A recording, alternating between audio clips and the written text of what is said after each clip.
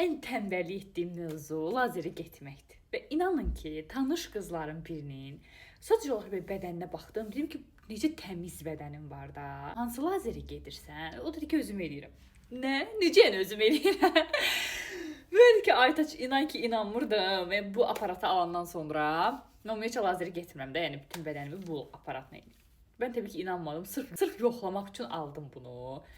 Mən 2 aya yaxındır lazerə getmirəm. Yəni o qədər tərtəmiz eləyir ki, əvvəlcə çox səbirli olmalısan. Həftədə 2 dəfə. 2 dəfə etməlisən. Sonra artıq zamanla arada olan məsafələr uzanır. Özüm istifadə etdiyim, razı qaldım, ona görə sizinlə də bölüşmək istəyirəm. Bəlkə mənim kimi tənbəllər var, istifadə edə bilər. Və buradan dərəcələri var. Əgər üzünə istifadə edirsən ki, hansı ki xırda tükləri də görür. Üzünə istifadə edirsənsə, məsləhət görərdim ki, 8 dərəcədə, amma bədənə istifadə edirsənsə 10 dərəcədə. Gördünüz, işığı yanır. Və eynəyini də göndərirlərsə, xahiş edirəm ki, eynəklə istifadə edin, eynəksiz istifadə etməyin. Mən sadəcə yoxlamaq üçün aldığım alət məni xilas elədi.